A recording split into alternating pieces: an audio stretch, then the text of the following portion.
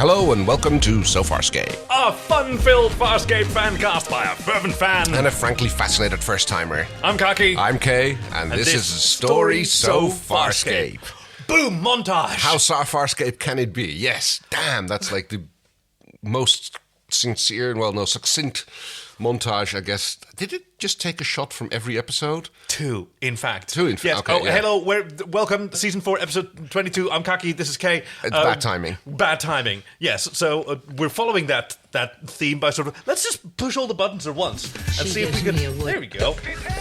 So, because we're super excited, we've just watched the Season 4 finale, Bad Timing, and it opens with an amazing montage. Yes, we didn't speak a word between the two, which was related to Farscape between the moment the episode finished and we started this recording. We had a lot to say. I've seen you feverishly scribbling notes. That's more notes than I've ever seen on your page. That's not true, but... Excellent penmanship, by the way. Oh, no, well, thank you. At least from a distance. Okay, fair enough. Yeah, okay.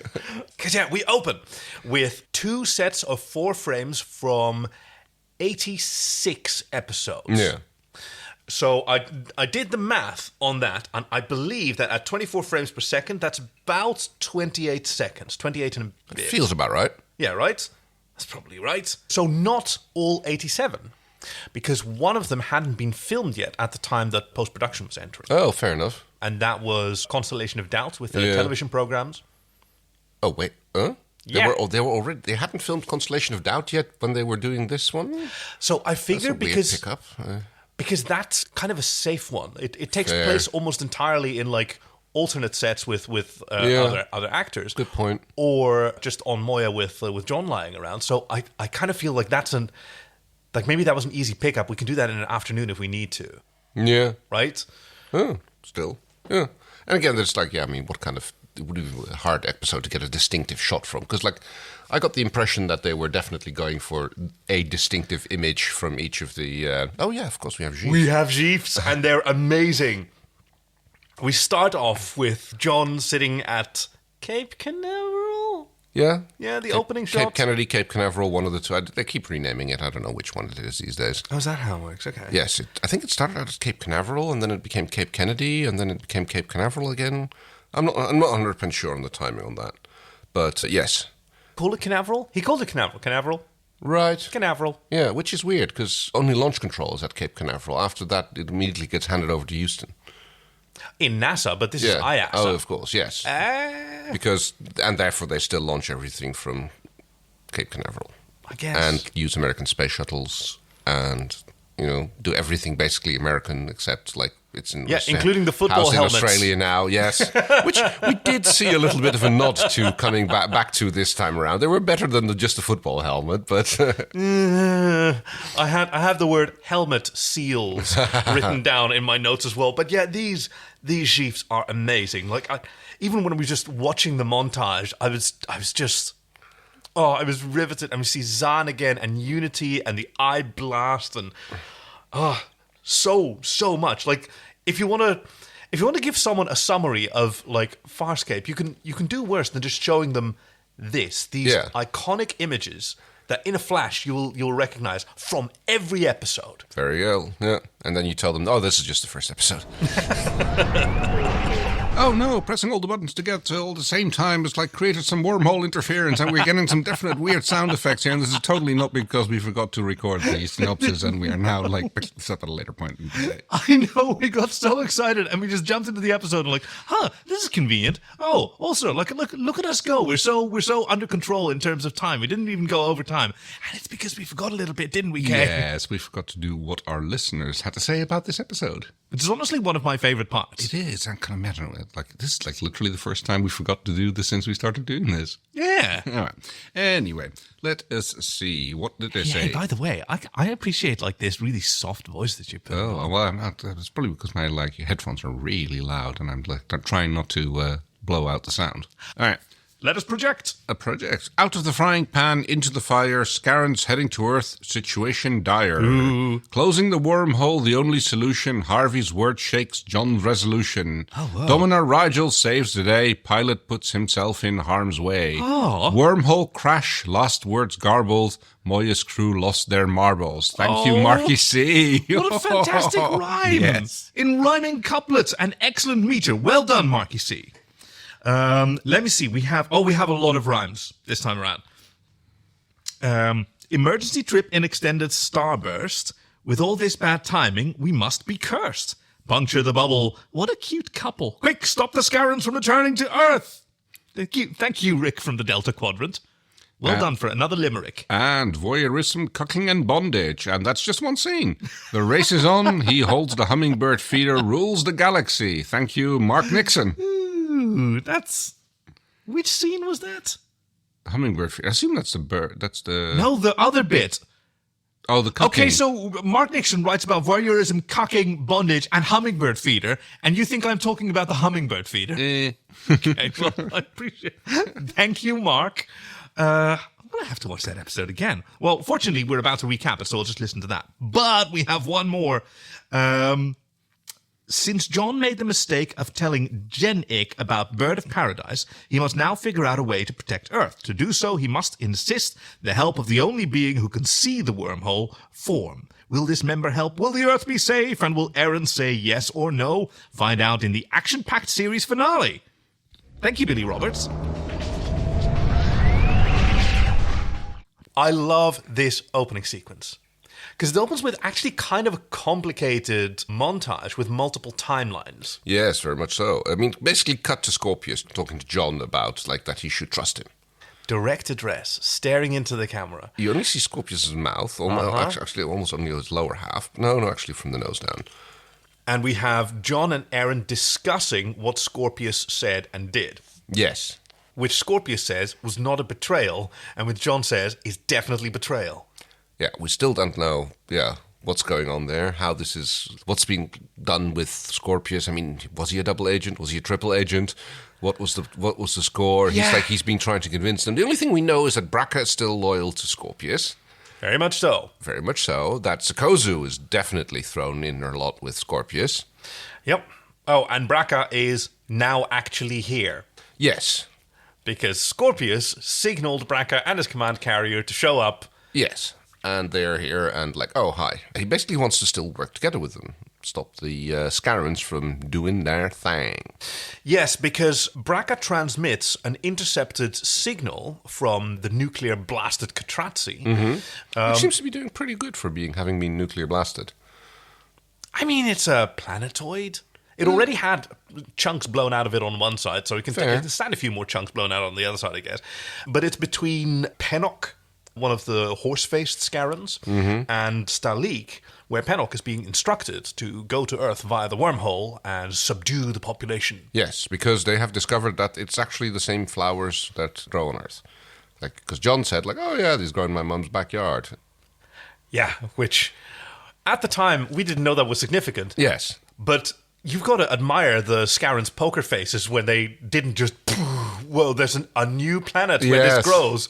Those are incredibly rare. We can have your planet too? Yes. Oh, awesome. Well, we'll just file that away for super excitement. I bet as soon as like John and Aaron walked out of that scene, like Stalik and Akna grabbed hands and did a little dance. Yay! Yay! We found another flower planet. But so, here's an interesting situation, because John he's being a little bit manic. Yes. Again, like he's being extremely emotionally reactive, not over-emotional, but emotionally reactive. And Aaron is like trying to talk him through what he's actually thinking, which I thought was great. Like she's the voice of reason, he's the voice of caution, and they're both on John's side. Like it's fully supportive. In fact, he probably wouldn't be able to be so free with like his emotions and his anxieties if he didn't have Aaron there that he trusted to. And running under the talk about what's happening to Earth is everything has subtext, because they're also talking about themselves. Yes, that's because Scorpius suggests you can make an alliance with the Peacekeepers and then they'll make sure that your planet is protected. Well, that's a big commitment. So you're Afraid. Of commitment. Flash forward, which is fantastic, to John talking to Dargo and Chana talking with Aaron. So they both go to their own little support network on board. Yeah. And like it's a fantastic discussion. Hey, wait a minute. Did she hesitate like that, or was that just you doing that now? Because it matters. Yeah. Because if she paused, then she's talking about you. Fantastic scene. I love that. And flashback to continuing the discussion. John decides that he is going to take care of it. Yeah. He's going to, like, destroy the wormhole to Earth. Wait, no. We're nowhere near that yet. No? No. He's just decided, I've had enough of Scorpius. Right. That's the it. thing. I thought he was originally going to, like, do something to the wormhole as well. No, that's going to come. That's going to come. It's going to come a little bit later. Okay, right, fair enough. Yeah, so first we're going to take care of Scorpius. Oh, does it? Yes. Wait, actually. Oh, no, I think you're right. He has a third option. I think that's what... Oh, it's a little bit confusing. But it is. Like, I was thoroughly confused trying to follow all the different time and plot lines and discussions. I was confused how Sikozu plans to survive in space when she has her hair loose over her helmet collar. Yeah, that gets fixed, apparently, just when off-screen, she put the helmet. Yeah, then it all disappears in the helmet. Technology. Yes. And because basically Braca has said, like, if it looks like you're going to starburst, I'm going to cripple you. Yep. Because like they're really under a point-blank range of the command carrier's guns. Yep. The squashed-out guns, because the only shot they had of that was in 4x3 from Season 1. And so they look really oval. And they go like, no, we're not going to do it like this. They've got Sikozu and Scorpius in the airlock. Hey, well, look, we have another nuclear bomb here. Yeah. Like... It's not like John to just try the same thing over and over again, but... It's not exactly the same thing, but... No, now there's a... Oh, what did it... He wrote something on the bomb. What did it say? Oh, I couldn't tell. Okay, let me look at that, Chief. Dear John. Oh, wow. Oh, wow. But yes, basically they are getting rid of Scorpius and Sikozu because they know that they're in league with each other. And that's what Braca's there for. He just wants Scorpius back. Yep, and they just basically tough them out the airlock, and it's like, bye, the command carrier can pick you up, and we're heading away. Yep, Dargo explains it very, very simply. Yeah. Like, Captain Braca, here's the deal. We've attached a bomb to Scorpius, and we're leaving. Follow us and the bomb explodes. Once we've gone, the bomb will shut down. Couldn't be simpler. Don't bother responding. We're not listening. The don't respond part? Because we're not listening? That's a bit dangerous. It is, but... I mean, it is like a power move. It is literally, this is what it's going to be like. And, yeah, at that point, continuing to listen, you just open yourself up to influencing, getting influenced, I suppose. Because if you say, like, this is it, and you stick to it, then... I mean, it kind of depends on the fact that they know that you stick to it, but I think they know that Dargo is headstrong enough to... There is a risk that message doesn't arrive with Braca in time. Right. And that Moya moves away, and that the gun captains are like, oh, well, it's moving away. We still have orders. orders. Yes. Yeah. True. So everyone puts on their non-sealing helmet that definitely doesn't have a chin piece, and John straps himself in with carabiners that he just sort of clinks together and don't actually lock. Yeah. And yet somehow Sikozu and Scorpius are blasted out, and John's fine. I think the faceplate actually goes down a lot further than the sports helmet one goes. So you could argue that it reaches down far enough to connect to a collar piece. That they don't have. Well, guess not. We just, like, they very carefully never film those helmets from below so that you can see the chin gap. Yeah, fair point. Which the actors probably desperately need to prevent fogging as well. Because I don't imagine that... You know, if you look at modern science fiction epics like the various Star Trek series, like those helmets have climate control in them and anti-fogging. Right, and, like proper space helmets. Yes, yeah. And also like the kind of thing that you put expensive actors in and don't want them to die. But this is Farscape. So, yes, airlock goes open, they get sucked out, airlock closes again, starburst, and credits. Oh, I love that we get like a nice long shot of the whole starburst sequence. Yes, we haven't seen that in a while. Right. And we get 2 this time round. Yeah.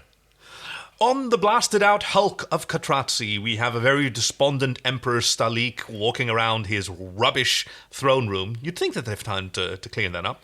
Yeah. To have a conversation with Minister Akna. Yes, who is bitterly complaining again. Yes. Why send a striker force to Earth? For impotent revenge against Crichton? Or to separate me from my lover? And he's like, no, I'm sending him on an important mission. He tells her about the flowers. I actually noticed that decoration in the background, that's kind of like made up out of the similar shape as those Bird of Paradise flowers, kind of like... I see. If you stuck them together like a bunch of circles, then you kind of get that shape. Deep cut for the furry community. Yeah, well. Yes, there's a sort of star-shaped emblem behind... right, but you see what I mean about that? Each of the elements of that emblem... Yeah, it looks like the wobbly bit of a Bird of Paradise flower. Right, yeah. That's awesome. And Stalik grabs one of the bits of flower and holds it out like a peace offering, I would call it. Because like, basically he's proposing that they like set their differences aside. There's a little bit about bickering about like how the ascension happened, that she is bitter about that her father got disposed. Just as he took from his predecessor. Get over it. It's a weird situation because he's not actually offering her anything. He's asking her to put her differences aside He's and the work emperor. with him. Yeah. And interesting that emperor seems to be an elected or appointed position. Right, yes. They're basically saying, like, this sector of space is now unusable for them because the flower has been destroyed and therefore this sector has been eliminated. They have to retreat here before their supply runs out, otherwise they become dumb again. Yeah. But he says, like, there's a planet where these things grow. Yeah. And there's a handy-dandy wormhole. And we're sending someone over pronto to go and get there. So John, I think you are completely right. I just misremembered. John did suggest that it was possible to collapse a wormhole, but he just didn't have it completely figured out yet. So he's back to... The information was there, but it was all in the wrong order. So we find him in the shuttle bay or wherever it is. They took down the wallpapering, and he's like writing on huge scrolls. Huge scrolls of like flipboard paper. Everybody is offering helpful suggestions to help him along, which in case of Chana is... Sex. With you or with him? Whatever. Either, anybody. Which in the case of... We're both excellent at it, unlike you, John. Yeah, there's that. And in the case of Granny is... Natural? Come on. Organic?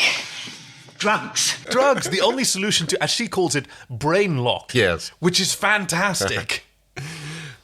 John has his own solution, which is to open fire on one of the only, like, legible bits of formula. Yes. Where he goes, it's not fucking 12. Yep. And he takes Mr. Sparky and he blasts it. Yes. Stark is being useless. I mean, he's pretty much useless the entire episode. Stark is also there. Capital A, capital T. Like, yeah. It's so nice to have Stark around, not doing anything of note again, but, I do like seeing him. So John goes to confer with Pilot, which is a hilarious little exchange there. Because they're like, do you know about the bubbles? So it's there. You can't see it, but it is there. I can see it. You can see the bubble. Yes. Can't you? Well, I can kind of smell it. It's, and like, it's Wait, lovely you can see it? How John seems to be like slightly taken aback by this. This is happening during a maneuver that Pilot and Moya have come up with. Oh, yes. Because the Scarran Striker has a unique propulsion system that is a bit faster than them. Yep. So without consulting anyone, and without apparently getting approval from their captain, they've decided to do what's called an extended starburst maneuver, which is another gorgeous shot. We see the energy rippling up through Pilot's den. We see the sort of photons cascading over her skin. I saw an interview on The Companion, a website with lots of interviews and like research into, our era of science fiction, including Farscape. Mm-hmm. The visual effects supervisor for Series 1 talked about like the design of Moya that they didn't really have when he came on as a supervisor. So he spent 2 weeks just making paintings, and he wanted to essentially give the star charts is what he wanted to put on her skin, like all those those whorls and like navigators, and like I think he mentioned like his children's birthdays are in there somewhere as well. I love how, by the way, how they like put the fact that they are in extended starburst on screen, because like when you see John walking into frame, there's kind of a little bit of like a vague little wobble that goes away. Yeah, like a little streak behind him. Right. Granny comes telling him that like everything's normal, like, Rygel's puking his guts out because they're in starburst, and fortunately Stark has passed out because that means he can't puke. And everybody's feeling a bit queasy. But Pilot agrees completely with John's plan that the best way that they can collapse a wormhole is by hitting it entering it just a little bit too early. Just as the bubble of the wormhole is opening up and reaches its maximum, instead of letting it collapse into a wormhole, if they then fly through it, that causes a cascade which will allow them to pass through the wormhole but collapse it behind them. They're so excited. Like, there's even this great excited music as he's running up to tell pilots, yay, I figured it out. There's a cool hologram. Hey, apparently he had, like, holographic technology in his den this whole time. No, he's using 1912 for that.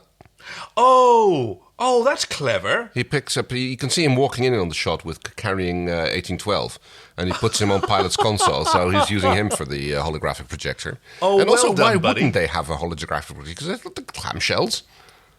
Which we haven't seen in ages. No, but we know that they clamshells. have holographic technology. That's true. So. I guess he usually uses that for, like, Space Scrabble. I guess, yeah.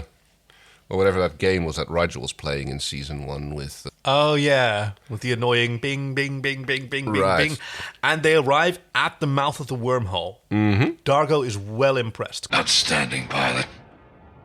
Congratulations to you and to Moya.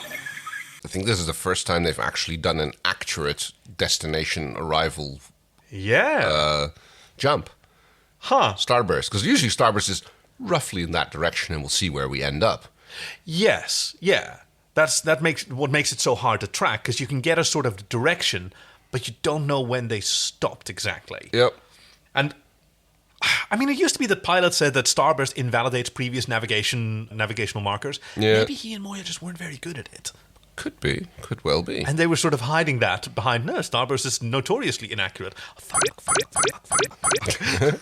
However, Pilot, and John says he's going to take the module, but Pilot informs him that he is not good enough. Yes. Because it's going to take millimicrot accuracy to fly through the bubble, and John is simply not capable of achieving that in the module. He can sort of smell it, the bubble, when it occurs, but he can't see it, and even if he could... His reaction time is too slow to be able to respond to it in time. Yeah.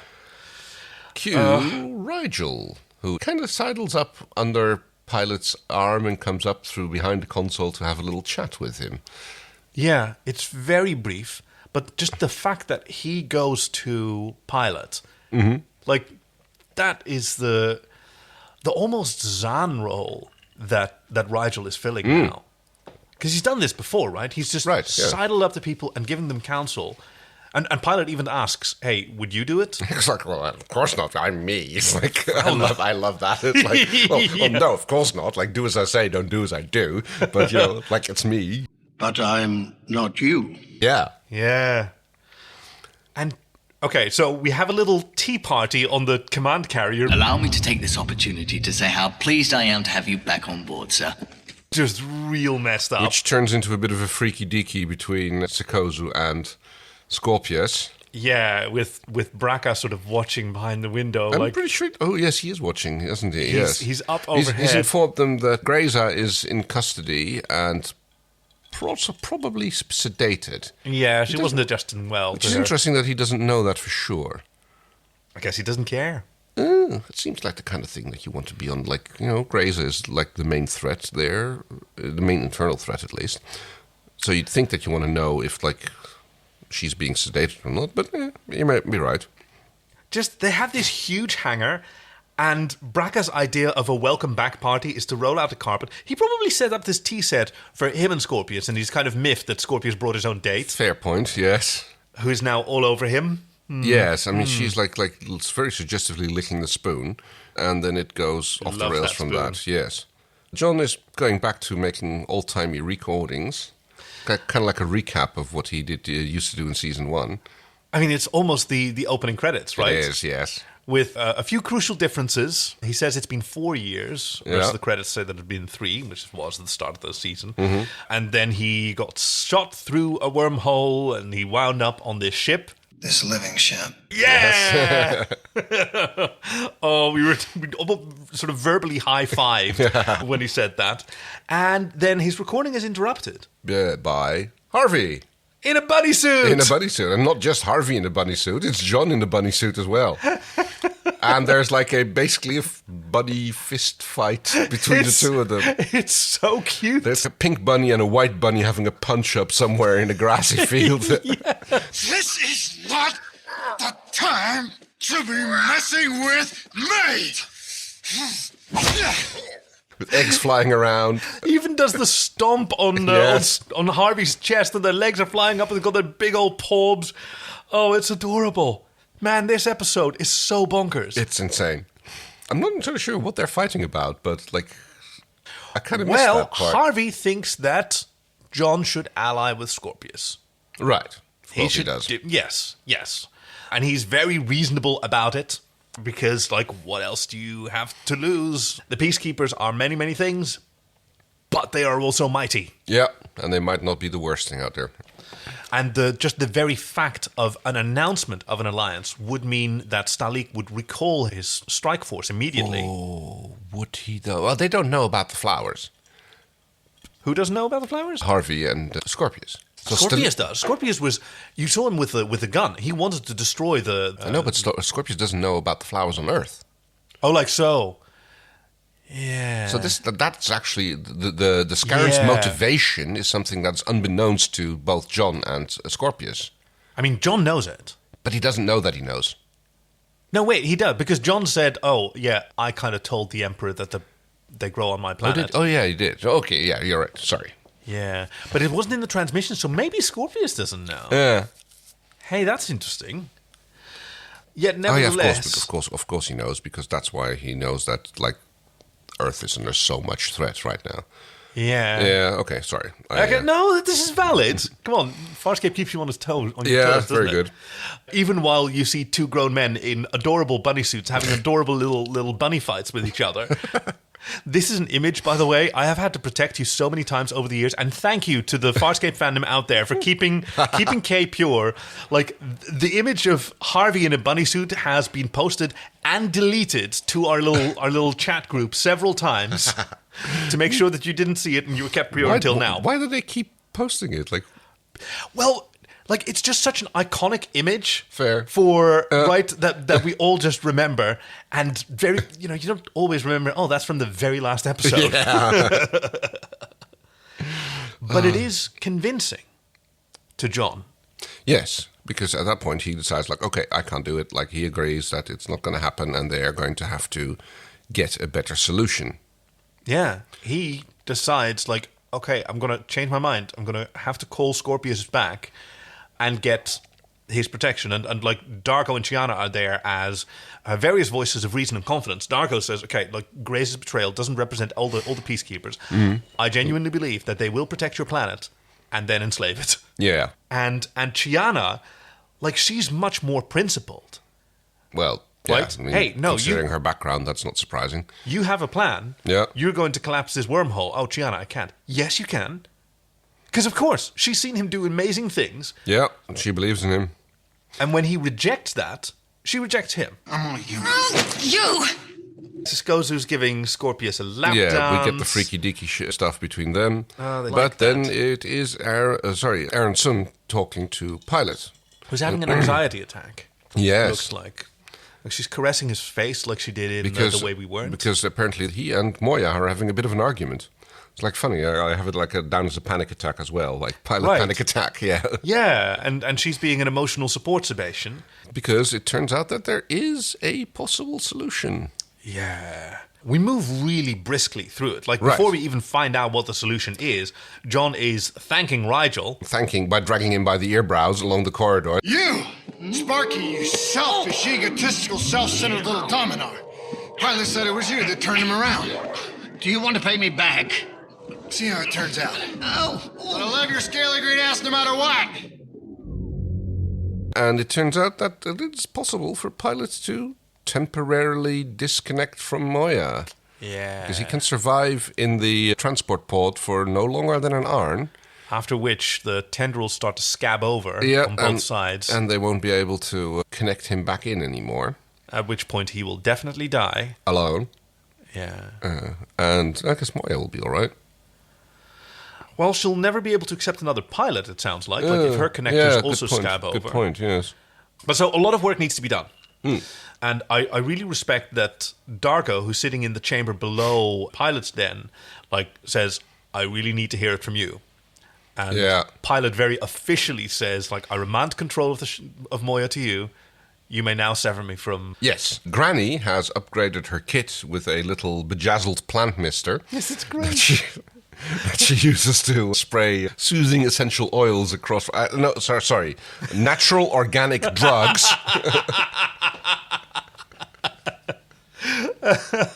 Yeah, to soothe and sedate Pilot while they open...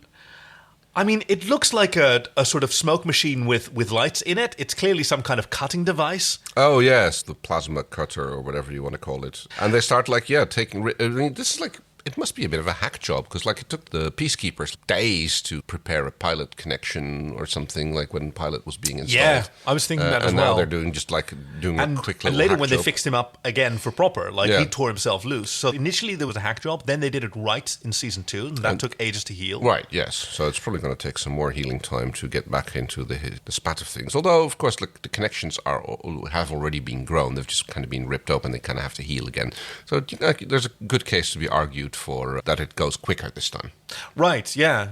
Because the adaptation is done. It's just a temporary interruption, and if it's short enough... Right, then the neural pathways just have to find each other again, and they don't have to completely regrow. Okay, we are treated to the reverse of something that we've noticed when Farscape goes to commercial. Because normally, when Farscape cuts to commercial in the middle of lots of people screaming, we come back and everything's fine. Everything's been resolved. Yes. And in this case, we come back and there's a new problem that we didn't have before, which is Granny, they're still cutting, and Granny comes down. Stop! It's not working! Stop! Tearing him in half, and it's oh. He's delirious, he's passed out. Well, yeah, of course, we're cutting Pilot in half. Oh, no, not him. The other one. Yeah, because apparently Stark is having a meltdown. Stark is sitting there sympathizing like a Betazoid on ecstasy. Wow! Wow! Sick Star Trek The Next Generation reference, bro. Because Pilot is teaching him how to operate Moya, which... he was briefly the pilot for Talon. Oh, yes, of course. And he's getting flashbacks to that. Which gave him the confidence to apparently volunteer for this mission, but Moya is much, much more complex. Right. And, yeah, he's not cutting it. So Chiana goes well, I'll use my ability to learn, see what needs to be done. So she can slow down time. Oh, that was the thing. Is her observation, because Pilot needs to teach him this whole sequence of commands that needs to be done while he is away, in order for Moya to be... But it's too quick for Stark to learn, and they ask him to slow it down. And no, there's no time. It has to be done, like this, yeah. Yeah, and Chiana offers to, I'll slow it down, because she has that ability. Yeah, we haven't seen her use that in a while, but, for good reason, because it turns her blind, as it does now. Yeah. Things start to go in motion. There is a... Okay, this ship... That's the Scarrans, but it's a Scarran dreadnought. Right, yes. Whereas we were told that a striker was being sent down. Right, so this is just... Yeah, it's kind of weird what's going on here. I'm not sure what's happening, except that the module... No, sorry, not the module. The transport. The transport pod with Pilot in it, with John and Aaron in it. And that's just the three of them, right? Anybody else come with? John, Aaron, Pilot. Yeah. And they pop through the wormhole. And off they fly. Next shot, we see the moon, and then John with the Earth in the background, who is walking up to an American flag. Yeah. Which is apparently the location where his father landed on the moon. Because clipped to the flag, there is a picture of his family. That John just takes. Yeah. You sentimental son of a bitch. And this is a scene that just lives rent-free in my memory and has done for many, many years. Because it's the last conversation between John and his dad, because John is there to sever the connection. Yeah, say farewell, explain what's going on. Dad has been having an argument with someone, Space Command of the United Nations or whatever, about having to arm eggheads who would not like that, and blah, blah, blah. But it gets interrupted when John calls him. And, Dad tries to argue, well, we're ready, we want to come, we want to fight. Imagine what a difference 500 of our best scientists would make. I kind of love this idea that they sort of started this standing program to just have 500 experts ready to go in case aliens show up. Family connections, all taken care of. We are ready to leave at a moment's notice, so we never miss this opportunity again. We don't have to get it started. But John goes like, nope, sorry, I'm here to close the wormhole. And he's like, what? How are we going to get out of the rocket? The old-fashioned way. Yep. Apparently he left a tape recorder, which he put on the moon, which is a really bad environment for a tape recorder. But Yes. You also, like, you were upset by the fact that a Polaroid photo would still be sort of clipped on the moon, which is a high radiation environment. Even the flag would be white by now. Yeah. It's like the high UV that you get there, like everything left behind on the moon is completely bleached. But yes, tape recorder, magnetic tape recorder on the moon, like, moon dust is super aggressive. It's like... Yeah, but it doesn't move around much, does it? John is. Like, it's kicking about. He's ruining a whole bunch of historic footsteps. Oh, well, that too. Footprints. Well, I mean, his dad wasn't the first on the moon, so they're not that historic, I guess. Well, they are in... Where are they? Serenity Base. Yes, but that implies that his dad was on the first moon landing. Which clearly not, because he was much later than that. Not the first, but he was on a moon landing. The Serenity Base was also where they did the Apollo, wasn't it? The Apollo 11? No, that was Tranquility, sorry. Not Tranquility, Serenity. yeah. Sorry. Because you imagine that every moon landing would be on a different site. Like Generally speaking, yes. Why visit the same site twice? Unless there's a reason. Unless you found something special. Well, I think it was Apollo 12 or 14. They landed near an old moon lander like an unmanned moon lander that they had. Oh. But that's because they wanted to retrieve components from it so they could examine them, so see what prolonged exposure to lunar conditions would have. Oh, cool. So yeah, they landed within a few hundred meters of an old unmanned moon lander. For science. For science, yeah. Yep, obviously. Yeah. This scene was filmed during, I think it was Terra Firma, so the second one that was on Earth. So makes sense. David Kemper talked about the challenge of this year, and one of them was like having to write this scene for the middle of the series when Kent McCord was in Australia. Yeah. Ben Browder filmed his part much later, of course. Oh, okay. That makes it makes sense, but it also makes it harder to deviate from the script. Yeah.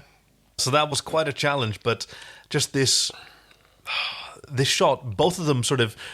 John's looking to the horizon, where we've got Earthrise over the lunar horizon, and his dad is looking up. Aaron is watching him from inside the module, as the pod, the transport mod. Yeah, yes. John says his goodbyes, tells him that he's leaving the information on the moon. He tells him where to find it. And he says, I love you. Yes. Again, we start and we end with a positive father-son relationship in a TV series, which is amazing. Oh, really good point. Because, there's a whole lot of action still happening. The Scarrans are coming and there's sort of time pressure. Oh, John, hurry up. But we're not really induced to care about that too much. Because, we've just had a big action-packed three-parter. Yeah. So this one is much more about, emotions. That's how Farscape ends its seasons. I almost said series there. Oops. And there's a lot of gags in it, too, which is... This is one of the funniest episodes. I know. I didn't remember it was so hilarious. But okay, so there is a little bit of action, which is the Scarran striker has arrived. Empress Starleak. The wormhole has reappeared as we approach. Scans show Crichton's Leviathan sits nearby, though it makes no attempt to flee or defend itself. Ignore them. Continue on to Earth. Fulfill your mission. So he promptly shoots Moya and then dives into the wormhole. That's a cool craft, that striker. We see Stark having his obligatory meltdown. Again. No, Scarrans, don't you Scarrans kill, don't you kill. Stark! I think I'm okay now. I think we get to 3 or 4 Stark meltdowns in this episode. Yeah. It's something like that. He's getting used to them because Shiana will snap out of it and he goes, oh yeah, I'm back. No, I think I'm fine now. Yeah. I think she slaps him, doesn't he? He's like smack, like... Good aim for someone who's lost their sight. And he's making enough noise. Meanwhile... It's such a cool image, this horizon of the wormhole and the ship flying in. Yes. Meanwhile, on Earthside, they are preparing for the wormhole, which apparently is interesting because, there's a time lag between the wormhole opening on both sides, which is kind of weird. So the wormhole seems permanently open on the Moya side because Moya was just hovering over its aperture. Fair. But it wasn't always. Well, and it also doesn't necessarily have to be the same exact wormhole. Previously, the Pathfinders talked about wormholes cluster, maelstroming together, and So, however it works. Oh, poor pilot! He sort of wakes up. Did I miss it? No. Did I let you down? No, you did not. He's out of it. He is not in a good state because which reminded me of the film Jumanji 2, the second new Jumanji film. I'm very Second sorry. new Jumanji, so that's Jumanji 4 then? Yeah, whatever. If you count Zathura as a Jumanji 2. I have no idea. I only ever saw the Robin Williams one. Okay, anyway, this is really bizarre that I'm dragging you here, but there is a moment where there are two old men who have body swapped with two younger men so that the younger actors can have some fun, adventures. And they're doing their bickering, and then one of them is eaten by a fantasy Jumanji monster. Yeah. And then the other one, who talks very slowly, who sort of turns to his allies, "Oh my God, did I kill him by talking too slow, like he always said I would?" And just the incredible tragedy that poor man is what he's going through. And this is what Pilot's going through. And then he goes, no. It's fine. Now look. Oh, do you see the bubble? Yeah. Okay, and proceeding now. Yes, there's a little bit of timing issue, but they dive into the wormhole, and we get several shots from both sides, actually. The Scarrans moving through the wormhole, which again, apparently, now everybody's able to go through wormholes instead of, ending up a bloody mess inside their craft. Yeah. There seems to be no problem. Oh, yeah, everybody can do it now. So there are many, many factors. Let me see. So this wormhole to Earth, John traversed that in just a spacesuit. Fair. So this appears to be a naturally occurring wormhole, A naturally whereas stable one, yes. Yeah, the one outside Scorpius' command carrier, that one was artificially generated. He modified his command carrier to be some kind of amplifier or repeater. Fair.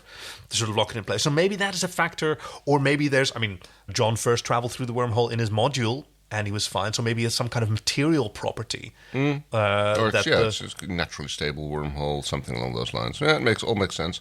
But yeah, so they're dragging the membrane of the wormhole back in on itself. Essentially, I'm sorry for the word, prolapsing a wormhole. That kind of is, yeah.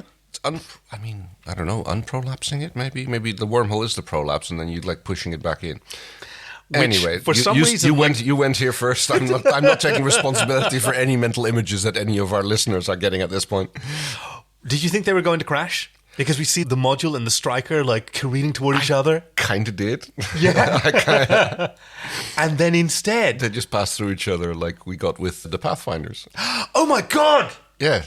Oh my God, that's right. Yeah. And it makes the moment you're sitting there getting anxious about it, and then it passed, and then it's such a of course it would, because that's what happens in wormholes. Hey! Yeah, I can't believe you remembered that, and I forgot. That's amazing.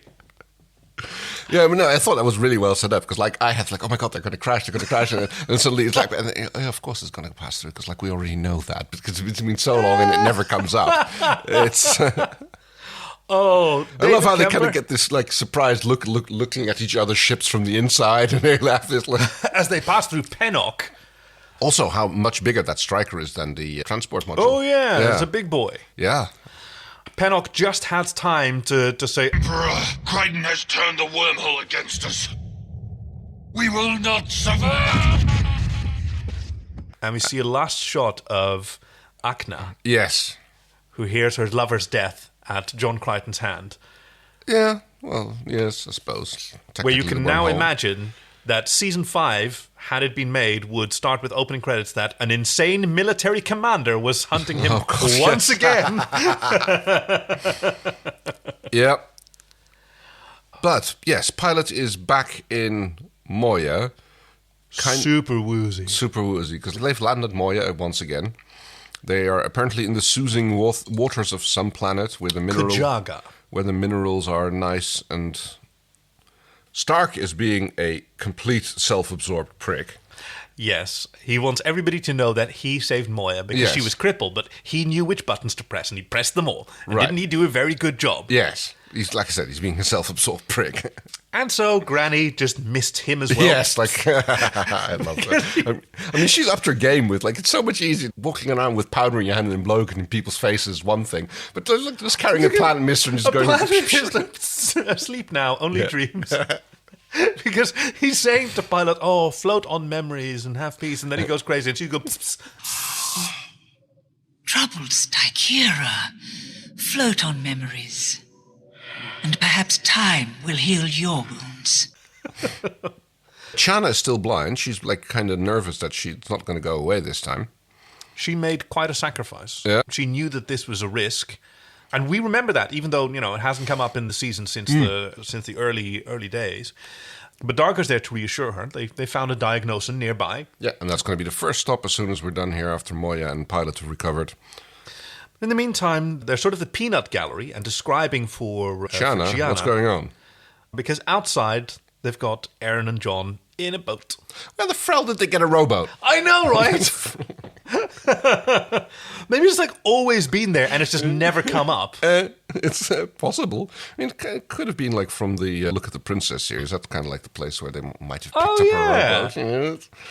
Or the Party Planet with the... It looks like straight up with like a boat-ass boat with just some gold like filigree. With Moya skin flakes draped over. But come on, this shot, this looks like straight out of Game of Thrones.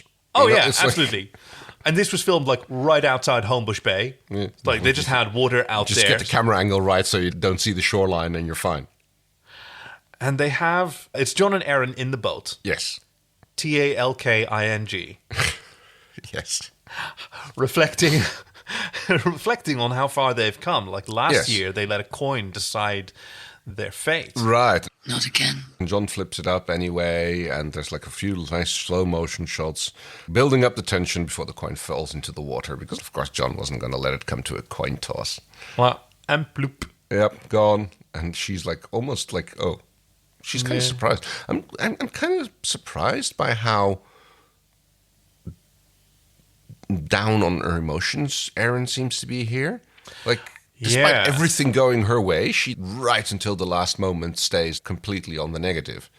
Well, she's got her own thing that she wanted to talk to John about. Right, but even after that, okay, let's go through it. Yeah, because John says, I have a question. And she says, can I go first? Yes. Which sort of, John sort of screeches, yeah, okay, yeah. Yeah, so she goes, okay, on the command carrier, I went to see the physician and blah, blah, blah. And she turns to the camera and she says, Kay, you won 250 points. Well done, Kay. Yes. And then she turns back to John. No, don't worry about who's Kay. No, he's just... Forget about it, yeah. Like, she completely Deadpools me. Anyway, but yes, she explains to him, yes, pregnancy is go. And John asks, are you okay? And he asks... and it's yours. Yeah. That comes, he doesn't even ask that. No, he asks, are you okay? Yeah. Yep. And the baby is okay. But instead of saying it's okay, no, she said, it's yours. Yes. And she still doesn't seem relieved, even after when he responds extremely positively. Like, even after he stands there screaming, we're going to have a baby. Which, I don't know, did you choke up? No. No, because you are a mandroid. I totally choked up, and I was just like, just the joy and ecstasy and celebration. Okay. And at this point, I am getting extremely worried. Because I'm sitting there going and I had to suppress the urge to pick up the remote and see how much time there was still left in the episode. Because I'm sitting there, this Frelin Farscape. It's like nobody's allowed to be happy. Like, what is going to happen? This is exactly right.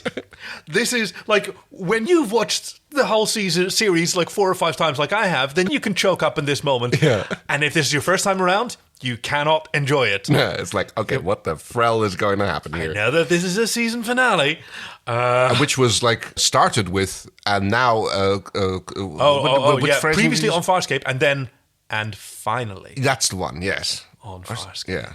Yeah, we're going to delve into the cancellation of Farscape in the Season 4 recap. We're not going to stop on it too much, but it is relevant here. Because at the time of filming, weren't aware that this was going to be the final season. Right. Full expectation of a yeah, because you said they'd been cleared for Season 4 and 5 after Season 3. And for most of the fans, this was about the time when we found out. Right. So, after the hey-ho, we're having a baby, John is has his thing. Yes.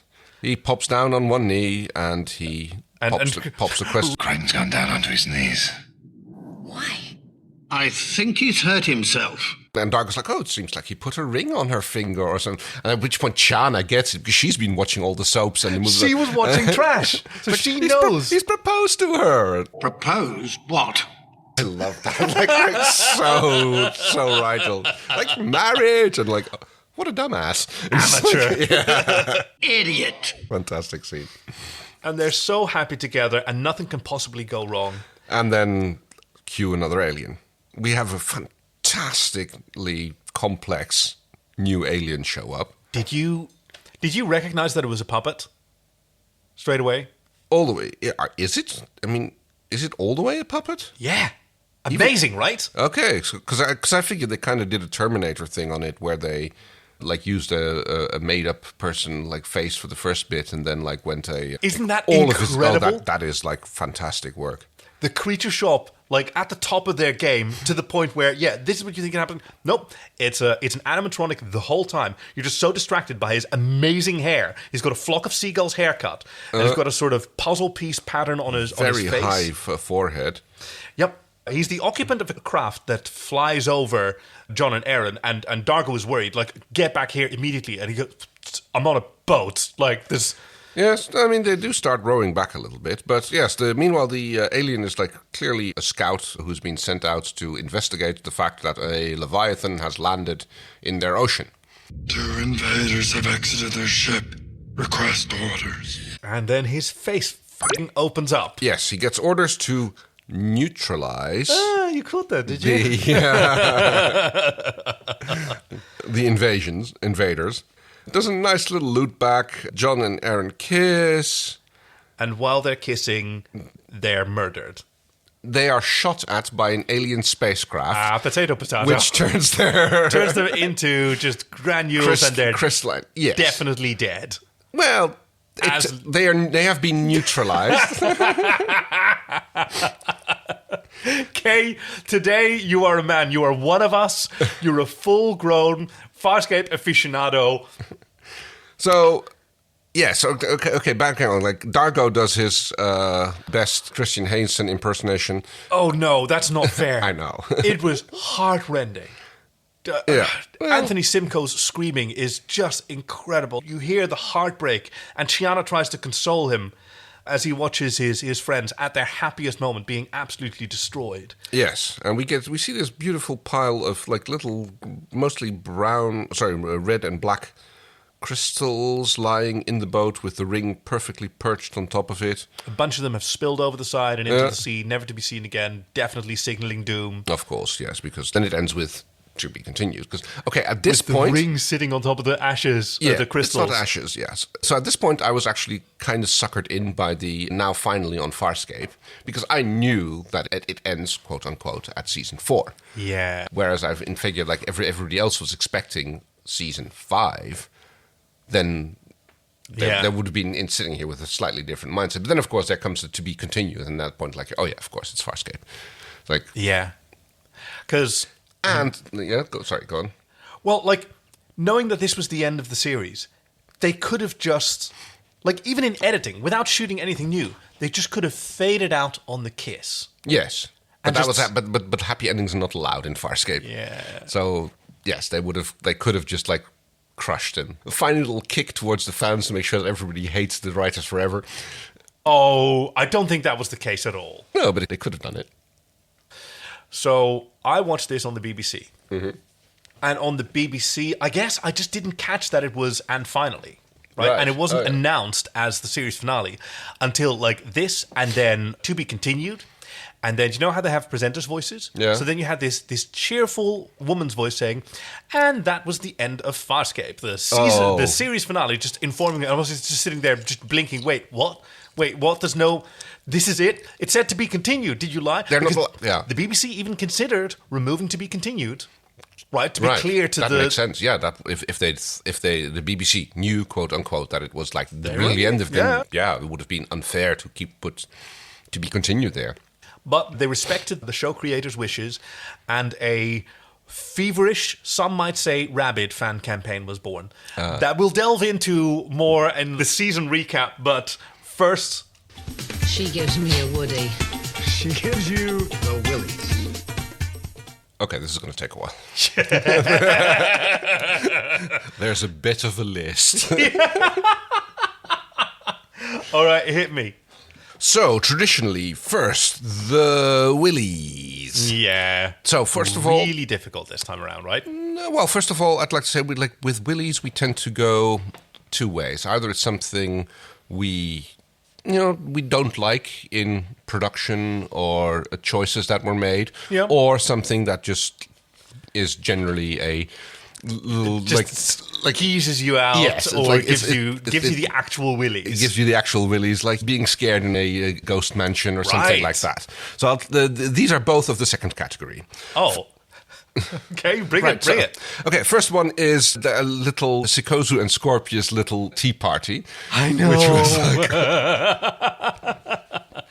but I think the real willy goes to the goodbye scene with Dad. Like that was like, oh my God, that was a emotionally painful scene to watch. Yeah. Yes. So it's a beautiful scene. Like again, like no, of course, but it's a good willy. Let me put it like that. Wow, it was a very good willy. Good job, David Kemper, for your excellent willy. I'm with you. I don't want to call it a willy. No, let me see if I can. You can call it a woody too. I mean, I kind of figured that might have been your woody, that scene, but I have a surprising woody this time good around. one. My willy, helmet seals. I looked at my list again. Yes, helmet seals. It's so distracting. All right. Like, it's almost... If it wasn't for the helmets... Actually, I should forgive the helmets. Then it would be carabiners that are clearly not locked. Okay. But are just sort of mashed together. That's kind of weird, because like there's definitely the sound. The Foley artist definitely does his work. He locks them together. But let me have a quick look at that scene, because wait, it's more at the beginning. I found it. It's kind of a wonky gif. Okay. Yeah. And we're just back from a literal 5-minute break where we looked trying through to all find the right sheaves sheaf and found the one that indeed he is correct. He kind of like hooks it on, and it like sticks on by friction or something. It's it's definitely not hooked together. All right, that was the biggest issue that you had with the entire episode. It was the only time that I wasn't completely riveted. All right, which like completes Farscape's tradition of really bad helmets and just forget about that. But I mean, they did a good bit of carabining when they were stuck inside the budong and they had to like shoot missiles at it. See, they did great there, and they had the cable laid out and that exactly. cool sort of whipping cable. But what's your woody? All right, well, bit of a list. Fourth place, like I said, in fourth place. Granny. Natural, organic, drunks. Which I have Granny pretty high on mine as well. Which had me in stitches. I mean, and her little bejazzled spray bottle. And she is great throughout. She is fantastic in this episode. She is very supportive. She's gone away from the deliberately obtuse and mystical way, and she's still the same in a lot of ways. But yeah, she's playing along. She's not being unnecessarily weird about it anymore. Yeah, like she's not. It's almost as if I imagine that she was guarded for most of the series. That she was like kind of like not opening up towards everybody else, or not letting them in, or something like that. Yeah, right. And now she's fully comfortable with everyone. Like she's purple-eyed throughout. Yes, right. Not a hint of blue or red. Yeah, very true. Good one. All right. In third place, the alien pilot at the very end. That was gorgeous. Voiced by Ben Browder, by the way. Oh, okay. Nice. Yeah. Who did apparently he's been clamoring to play an alien for ages and ages, and right, then he didn't realize that, okay, so you're going to let me play the alien that kills me? Cool. Fair. Cool. He even did a really good job, like, lip-syncing to the puppet whose lips don't completely close, so he even has this sort of wide-lipped accent. It kind of helped. Neutralization run beginning. Yeah. In second place, Rygel's response, propose. Propose to what? I'd even say Rygel throughout. And again, fair point. He's a hero up to the point of his own competence, and then he knows that other people are better than him. Yeah. But in first place, it's going to be the wormhole crash. Because I love that thing, because that really had me on tenterhooks. That was so cool. Well done. The Scarrans just get sidelined. Like they meet each other. The Scarrans realize, Frel, there's something really not going right, and then it's the Scarrans even tried to like abort. Yeah, but turn around, get the Frel out of here, and it's so yes, that'll be my woody for the episode. Oh, well done. I had a bit of a list as well. So obviously, John and his dad. Like, John and Aaron? Yeah. This is a really well-earned scene. Finally, they're like having good relationship talks with each other. It's yes!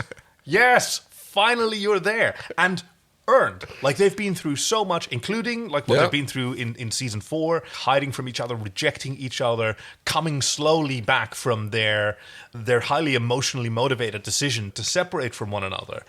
and come into this moment of like clarity and happiness and the terror of commitment for both of them. I mean, Erin seems to be like on board with that, which again makes it for me weird how apprehensive she is right at the end. Because like during the rest of the episode, she seems to be much more on board with things going the way they are. It's like, what is it that they said? Like when John said, like, what always terrified me is that I couldn't see where it was going to go. And she's like, the thing that terrified me is that I could see where it was going to go. I did see how it would end, yes. There's a lot to unpack there. Abe, I'm going to surprise you with my Woody. Go on. Pilot. Oh, that's not really a surprise. Well, okay. No, fair enough, given my track record. But this is a pilot episode. Yes. He gets tons to do. He deals with some emotional quandaries himself. And he's just a spectacular performance, obviously by Lani Tupu, who we are delighted by. Oh, no. Oh, no. No, I love any episode where Pilot gets to do something, and like he can finally say he does get out sometimes. He like, does, yes. I don't get out much, but it does. It has occurred. Exactly. Wow. So here we are. Yeah. Well, yes. I mean, I guess we have to push a button at this point. Thank you for joining us once again on So Farscape. We've concluded Season 4. For those of you who weren't fully aware, for many years now, I've joked that I didn't tell Kay that Farscape was cancelled after Season 4, and I didn't tell Kay that there was a mini-series coming after. Of course, Kay, I would never do that to you. No. As funny as the thought was. I think it's kind of snuck. I don't even recall how it happened, but yeah, for the longest time, privately, we referred to it to the 2 episodes that I wasn't aware of. Yeah. But I think that happened somewhere in Season 2 or something. Oh, thereabouts. We must have been talking about how the scheduling was going to pan out. Because like this is a 4-year project for us at this point. Is it? Yeah, like we did the first 2 seasons in 1 year. Yeah, so then it must be 3 years. Yes. Yeah. The first Corona year, so September-ish 2020. But we're not done yet. We're going to have a season. We're going to have a Season 4 recap. Yep. And then we're going to have the 2 episodes. the 2 final the miniseries episodes. Yeah. Yep. And like while we thought about doing another Greatest Hiatus, having the experience. Yes. We really just want to. Right. We are too eager to get on with it. So, as always, join us for a fanfic reading next time where, hey, spoilers, I'm going to be giving you another magazine. And this episode of the magazine, as you call them, is all about the cancellation. Oh. So this is one, actually not to miss. We'll be talking a lot more about Season 4. At the time of this airing, I've probably already put out the call for questions. I don't know whether that's still going to be available by the time that we air, because we do have to record in advance. Yeah, this has been recorded a little more than 2 weeks before it airs, so... Oh, then there might still be time. Yeah. Actually, so check real quick on So Farscape, at So Farscape on Twitter. If the call is out to submit your questions to Kay, what he thought of Season 4 and the series so far, then please do so. Thank you, as always, to all of our listeners. Thank you to Lee. Lee writes songs for providing our excellent theme music that we always rock out to at the beginning of every episode. Thank you to all of our wonderful supporters on Patreon who've contributed to our recording equipment and kept the lights on here at So Farscape Studios. And thank you to the Jim Henson Company and Ben Browder and everyone who've produced this fantastic show for us to enjoy. Did I do it right, Ken? Yeah, that's right. Is that all the things that I was supposed to do? I think so, okay, yeah. thank you. Then I'm Kaki. I'm Kay. To be continued.